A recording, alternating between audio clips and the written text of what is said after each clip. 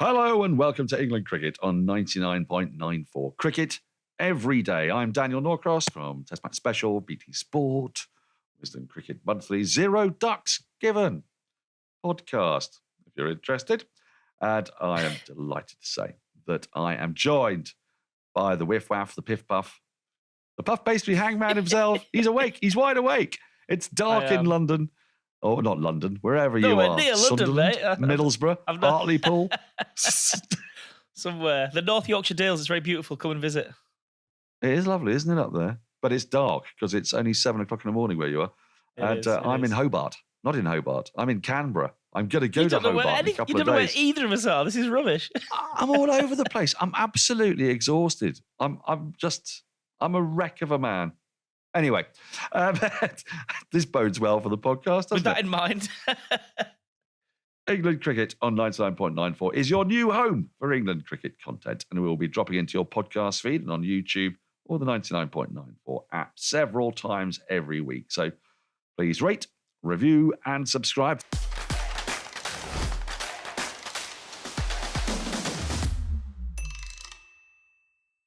Thank you for joining Cricket's Conversation. Today, we are going to look at the announcement of the England Test squad for Pakistan. There are some eyebrow-raising moments. We discussed contracts the other day, and so it's of no enormous surprise to see that Alex Lees isn't there, but we will be focusing on some of the more unusual names that have come in. We will also be looking, no spoilers, but at 2 batting spinners who have both been selected. And then we're going to try to understand and unpick from the selection how England are going to go about playing in Pakistan. Because Pat Cummins, of course, famously said the 3-match series in Pakistan, I think he said you've got to treat it as a 1 match of 45 sessions. That sounds pretty grueling to me. Let's hope that today's podcast isn't as grueling as Pat Cummins makes cricket sound in Pakistan. So, Rory, to start with, let's take a look at some of those more eyebrow-raising selections. Keaton Jennings, everyone said, he's a guy who performs well in the subcontinent, has scored hundreds against Sri Lanka and hasn't performed too badly, I believe, in India either. A mountain of runs in county cricket. So he is a great example of someone who has been selected. Alex Lees has not. And I just feel a bit sorry for Alex Lees, really, because I don't know that he did a great deal worse, or if he did do worse than Zach Crawley, who has got a full contract and is there, and all's fine. And Alex Lees is ceremoniously dumped out the side, like so many openers of the last 7 years. He's had how many Test matches he made it to? 10, I think. Yeah, and each of the last 10. So he has been a permanent fixture over this. Well, actually, he's been a permanent fixture of the Red Ball reset. But now he's been reset himself, and I suspect he's been reset to Durham for quite a while. I don't think you could say it's a harsh decision in the round, sort of in the general sweep of Test cricket history. The guy's played 10 Test matches. He averages 23 or 25? Not great. And maybe if he'd got to 100 at some point this summer, because he got a couple of decent starts, he had an unfortunate run out. He gave them a bit of a good start in some of those outrageous chases, but he didn't give himself something to really take to the bank in the way that, and Zach Crawley has an army of detractors, I know, but he has got peaks, real peaks to stand alongside some of that other stuff. And England have really rode in behind him, and that's unlikely to change, I think. I suppose they decided they couldn't have 2 openers averaging 20 odd, and they looked at them, they weighed the scales, and they decided that Lees was one who could go. What it does do, does it feel like the first authentic dropping of the Bazball, McCullum, Stokes era? Potts was eased out of the team with a lot of kind words and a promise to be back, albeit he's not in this squad. We'll talk about that. Lees feels like he's been dropped, and I think that's a bit of a first for this regime. I think you're right, actually. I think the Potts situation was very different. If you're going to play Broad, Anderson, Stokes, and they wanted to do that, then once Ollie Robinson had proved his fitness, he's going to be ahead of Potts in the pecking order, and Potts would have understood that. I don't think that's really an issue. I think for Lees, the difference is that he's been dropped and he's been replaced by Jennings and Duckett, in effect, because Ben Duckett, who was brought into the squad as cover at the Oval as the extra batter when Harry Brook advanced into the side following Johnny Bairstow's injury, it was fairly clear then that they felt that Duckett had been rehabilitated. His game had been advanced. I don't know what you how you'd want to describe that precisely, but they'd seen him scoring runs for Nottinghamshire consistently. He's got a very fine first-class average over the last 6-7 years. And once he's in, it's the Jennings one, I guess, that lets Lees know that that's a dropping, and it's a very hard to see a way back from that dropping because they've got two other left-handed guys who can open the batting who've come in there. Now, what do you make of the Duckett selection, and what do you make of how the selectors are then going to go about this? They've got three openers. Two of them are on forms of contract, are they? Or is it just the one? I'm not sure Duckett's got a... Just one of them, yeah. Duckett hasn't got one. Just one. Duckett's not got a contract. So no. The assumption would be, looking at the contract... we can be pretty sure, as always, that Zach Crawley will open the bag. That's the one... Correct. Immovable... That is the immovable... Death, taxes, and Zach Crawley's opening the batting. Yeah. So, what do you think the signal meant when they've asked for Keaton Jennings out there? Does that mean that Duckett will again be the next cab off the rank? Will be waiting, and that Jennings has popped in there as first choice? I don't think it's clear. I don't think it's really clear what the pecking order is there, because they are both coming from out of the system. I think, if I'm right, in the Lions match, Jennings opened and Duckett was middle order potentially against South Africa this summer. And we should 100% flag the Keaton Jennings interview on 99.94. I spoke to Keaton at length for the Press Association and for 99.94. He spoke all about it, and the one thing he said was, "I'd love it. I'm content with the idea that I might not play international cricket again, but I want to." He's come to a point of maturity and understanding and acceptance, and he's 30 years old. And this, if he was ever going to get another crack, this is the time. He's had a huge season at Lancs. He's learned to go big. He's found his scoring areas again, and he has that little bank of certainty, having scored hundreds in Mumbai and Gaul, that he has a method. Now, whether he's got a method against the extreme pace that they can throw at him first up, that's a bit different to those matches. It is different. It's a different kettle of fish over here. But I can understand entirely why they've gone for him. I can fully understand why they've gone for Duckett after the T20 series, where he was such a reliable, bankable player. Started well, scored in different places, read the pace of the pitch really nicely. Now, whether that speaks well to Duckett in terms of getting him in that 11, I don't know. Or maybe they look at him and say, this is a guy we can just plug in anywhere, as and when, over the course of the series. So whether he has been earmarked and identified for that top spot, or whether he can he's going to fall a bit foul of the utility man thing, whereby they look and think he could be a really handy option anywhere we need him, I don't know. But what's interesting, I suppose, is that both Duckett and Jennings, you could say, have benefited from their ability or adaptability to play on those kind of pitches. And the next thing, really, after we've got New Zealand coming up, but the next thing that's on everyone's minds is the Ashes. And I don't know if hard to say where they stand on that.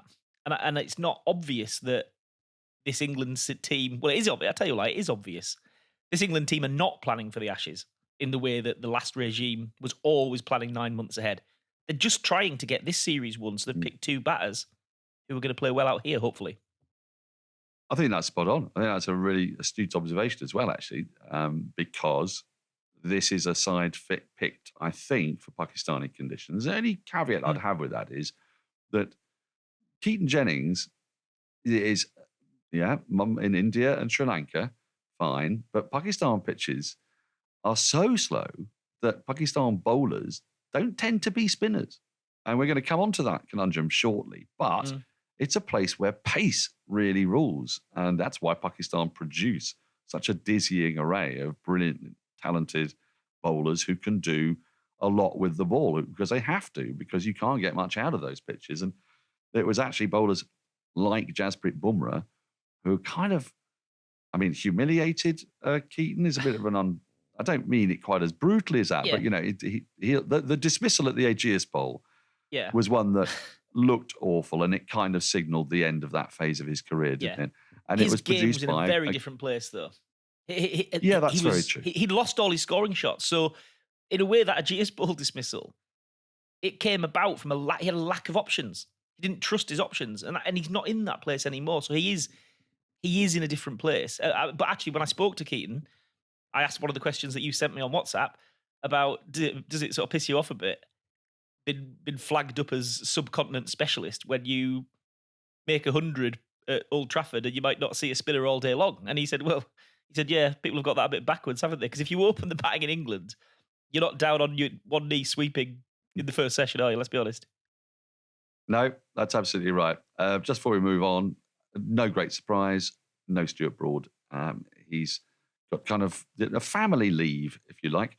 And I don't think that's a particularly bad thing for England. Absolutely not. The conditions in Pakistan, they don't really seem to me to be Stuart Broad friendly. They're not going to be friendly for anybody. These are not friendly conditions to bowl in. So I don't think that's a tour that he'll be too upset to miss out on. But he will, I'm no doubt, be very much looking forward to the birth of his first child. And if I know anybody who's had a first child, he will, about 3 months later, be very much regretting the birth of his first child. We're going to take a short break. After that, we're going to talk about, Will Jacks and Liam Livingstone. You're listening to Cricket's Conversation on 99.94. Whatever your team, we have the show for you on podcast, YouTube, or on the 99.94 app. We have India, England, South Africa, West Indies, and now Sri Lanka covered. If you want to find us, the best way is to follow us on social media at 9994DM by downloading the 9994 app or Google 99.94 on podcast. We speak cricket. So welcome back. Why have we chosen those two particularly? Well, really, because of the composition of the side to a degree.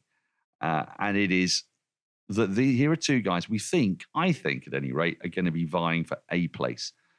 Will Jacks was the only spinner that Surrey selected until Dan Moriarty in the very last game at Old Trafford, when Surrey had already won the title. Moriarty picked up a vifer, but in no other game across their title-winning season did they pick another spinner. Will Jacks did a lot of bowling in April and in May, when it's traditionally not easy to bowl spin. He didn't take a mountain of wickets, but he bowled tightly, he didn't give much away. I think his average is about 42. There's no way you're looking at Will Jacks and thinking, there's Graham Swan. No doubt about that. But those are hard pitches to bowl on in April and May and to have any kind of effect. And he was very helpful for an England bowling attack, for a Surrey bowling attack, I beg its pardon, that had 4 or 5 seamers in, and he was able to give a bit of recuperation. But Will Jacks is in that side because he's played county cricket, you would think, and the numbers that he racked up both with ball and bat, and the maturity and the fact that Surrey actually used him as captain in the T20 Blast suggests that Surrey themselves think he's a young man with a very good cricketing brain. Temperamentally, very, very different. Circumstances, very, very different from Liam Livingstone, who is a crash bang wallop kind of charismatic player, always chest out, trying to prove himself. I think back to that one day when it was so clear that he was about to get out, caught off a slow ball bouncer because he'd just smashed, I think, Harris Ralph for 4-6-6. And so, he's going to bowl a slow ball bouncer and he's going to get out, caught at mid-wicket. But he was always going to take it on because that's Liam Livingstone. He was happy with his role in that play, wasn't he? Absolutely. He wasn't going to go back and think about it and think, I better not do that next time. He's just going to go, I should have hit it better. They're very different players, but they perform a very similar role, which is aggressive middle order batter that can also spin the ball. And of course, Liam Livingstone's got slightly different string to his bow in that he can bowl leggies as well as offies. So do you see those two guys vying for the same role? And also, what do you think it says about the flexibility of selection that, we've got very similar players that have arrived in the same place from very different directions? Yeah, well, I think Rob Key is having a ball with this selection rule, this sort of interim selection idea that he's given himself. And honestly, from what I've seen of it, I don't know why he's advertising the position. I think he's doing a great job. And I'm going to poke the county cricket hornet nest a little bit here by saying I think Livingstone's a really good pick. And people pile into you because let's be really, really clear about the numbers. He didn't play county cricket for 13 months, first-class cricket. He has played 8 games in the last 3 seasons. He's averaged 18 and 11 in the 2 seasons that he's played with the bat, this is. So his record is negligible. It's almost nothing. So they're picking the person, not the CV, the recent CV. But I think it's a really sensible pick because why he's 29. Like, would England cricket have really missed out had they never asked the question and found out a little bit about Liam Livingstone and if he could do it, if he could step up? I think they really would have. I think he was I think he was a sensible, but verging on obvious pick for the West Indies tour that happened when England didn't have a head coach. Paul Collingwood came in as a free hit. We're going to do a reset, but it's all a bit of a first time go, and no one's going to hold it against us. They should have picked Liam Livingstone. So if we find out that it doesn't work, well, fine. What have we lost here? We pick people all the time that don't work. Just because they've been around the traps doesn't mean they suddenly earn the right. So I think it's a really good idea to have a look at this guy because we might just find out that he likes it and he takes it on and it elevates him. And if it doesn't, fine. You've got your T20 blaster. Jacks looks like, I'm kind of glad that they've got Jacks in the fray here because you wonder how far it's going to take someone like him with his skills to go down that Livingstone route. And before long, he suddenly starts skipping championship matches and championship seasons because he could easily do it. He's got every right in the world to go and chase franchise cricket. And he's a very enticing prospect in that. So to pick him up at the right end of that spectrum where he is playing regular red ball cricket is really, really good. So I think England have given themselves options. And I think referring back and circling back to what you said about Pat Cummins and this bit of grueler, I think they're going to need options. And they've allowed themselves a couple of interesting, wild card-ish people. And they might pick one of them, they might pick the other as the series goes on. But I think they're both fun. And we know that McCullum and Stokes are fun and they're aggressive. So both these players fit the profile and they're not going to be out of place in this team.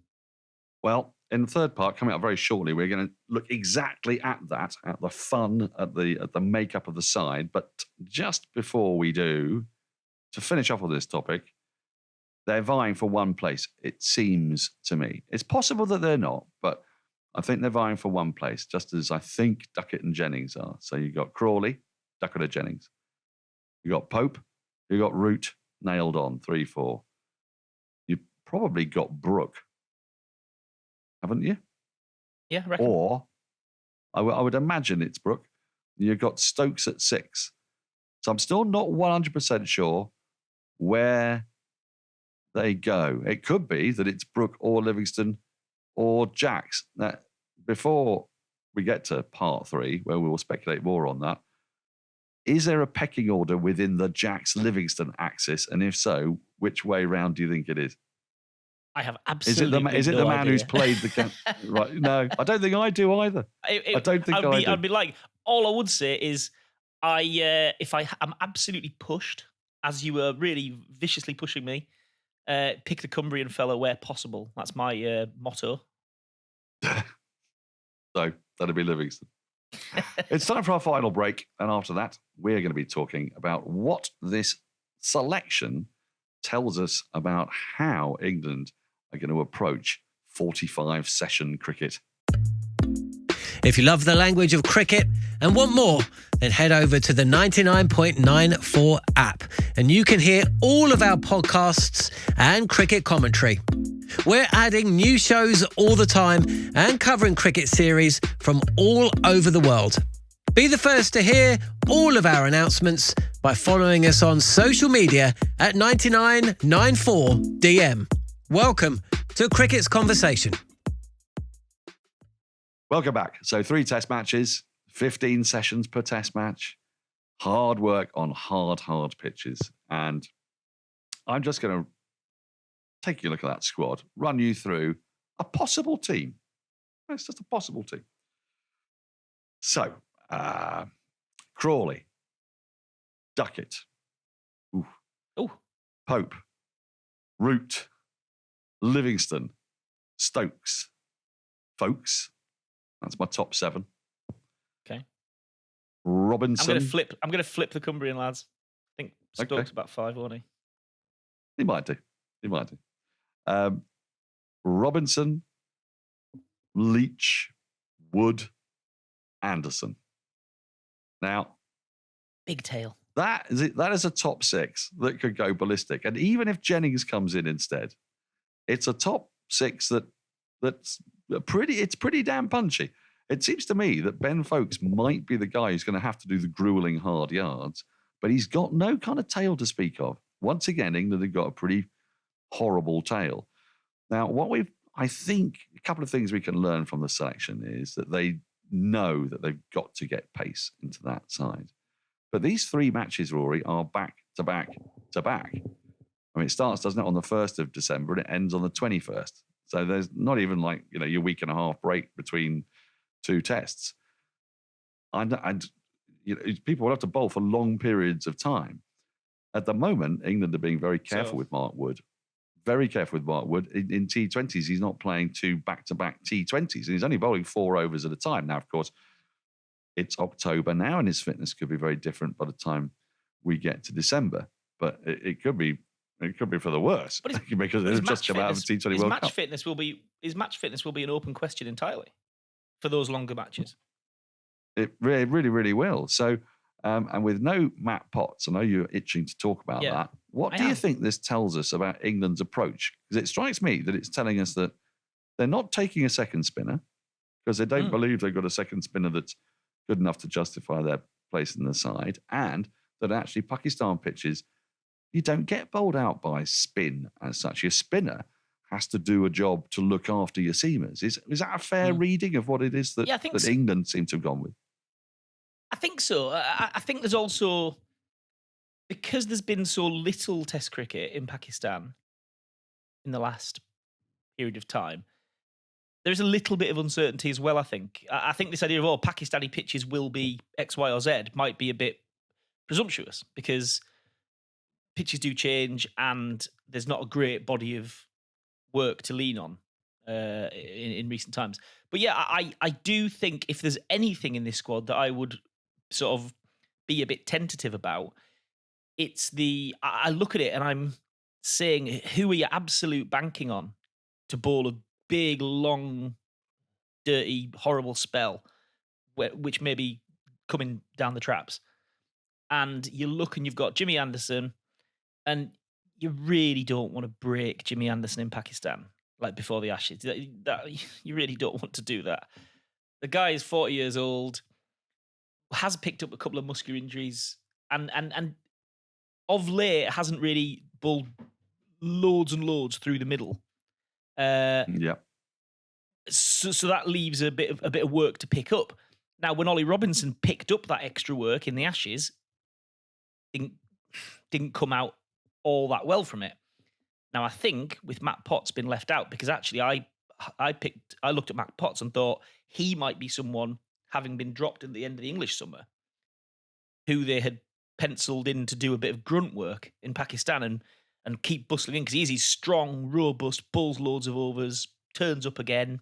Like this summer, he bowled tons of overs, kept coming, always got wickets. His absence makes me think that they really like what they're seeing from Robinson in terms of not just his skills, but his fitness numbers, his durability. I think they must be banking on him to pull a shift. Because if Robinson doesn't pull a shift, you're back to Ben Stokes pulling a shift. And again, Jesus Christ, can we not do that very often, please? So well, yeah, that's the one area where you look and you think you could get onto day 3 somewhere down the line in Multan and go, don't want to break Anderson or Stokes really here if we can help it. It's it's very, very difficult to see it not being incredibly tough. If the pitches are anything like the ones that Australia played on, Jack Leach is going to do a lot of bowling. And what he's going to have to do is be a fair bit more consistent than he has been. By which I mean, he doesn't need to be looking to take wickets and bowl the magic ball. He has got to be looking to not be hittable. He's got to be looking to be going at 2 and over, but be able to bowl 30 to 35 overs in a day. Because if you get 10 or 12 out of Stokes and you're getting maybe 15 out of Robinson and maybe 12 out of Wood and maybe 12 out of Anderson, that's kind of what you've got to hope for. Maybe you've got the second spinner, be it Jacks, be it Livingstone. That's going to be how you're going to have to manage those days. There isn't a lot of express pace. There's only Wood, but then there isn't a lot of express pace in England at the moment that's fit. So I think England have to suck that up. Their problem is that their express paceman is injury prone. What happens, let me put this to you, Rory, what happens if Wood goes down injured? Or if Wood feels that he can't play back to back to back, but needs to miss the middle game? Well, I think it would be insane to play him 3 tests. So I can't envisage him for 1 second playing all 3 tests. Just doesn't strike me as plausible with how they've used him in the last while. I mean, if he does that, he'll get injured and they'll lose him and it'll be a big drama before the Ashes again. So that's why Jamie Overton's in the squad. Maybe ahead of Potts. Or you would think, looking at the pecking order as established, Potts was ahead. Craig Overton was ahead for a while. And Jamie Overton is the one who snuck in the door as the extra seamer.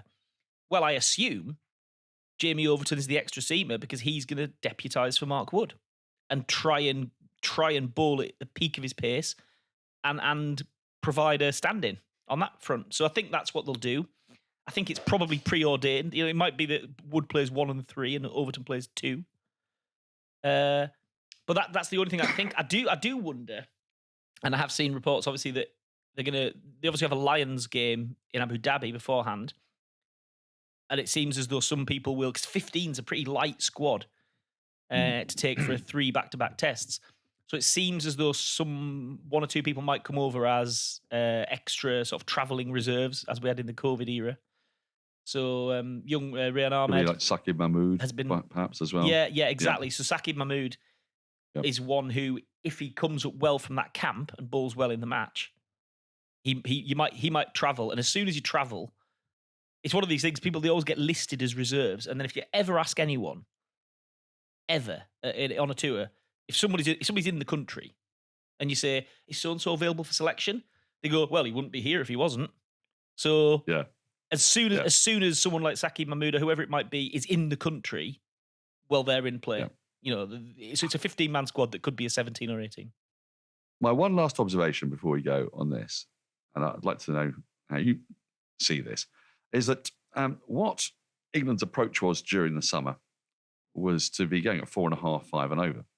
And for years and years and years, angry fast bowlers have complained that, didn't get their feet up for any length of time, having to, 70 overs was the most that England could bat. And indeed, I think it was twice that England faced a second new ball in an innings across the entire summer, yet still won 6 matches. Is that approach viable? I mean, I don't want to get really old and boring on this, but would Pakistan be the tour where you'd quite like to have a Ken Barrington and a John Edrich just to bat for a day and a half and go at 2 and a bit and over? Because England sure as hell won't be doing that with that batting lineup. So is it feasible that they're going to bat for 130 overs and give the bowlers any time off? Well, if we look back at Sri Lanka last time, and which went into the India test where they won because they played on a pitch that wasn't a spinning top, there was a method, a bit of a method created there that worked, and you could sum up or distill the method into 2 words, and that was Joe Root.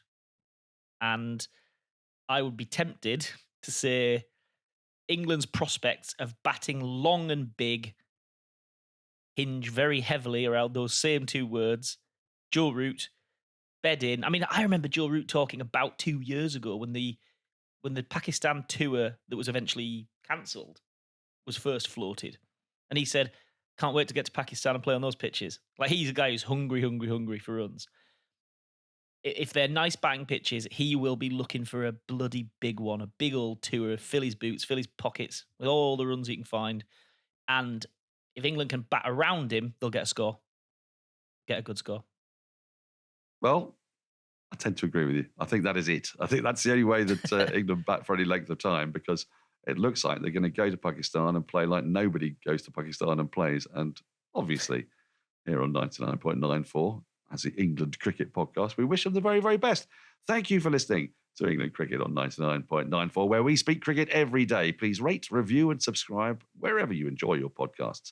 You can download the 99.94 app and follow us on Twitter at Norcross Cricket and at DRVD and several. at 9994DM. Never miss out.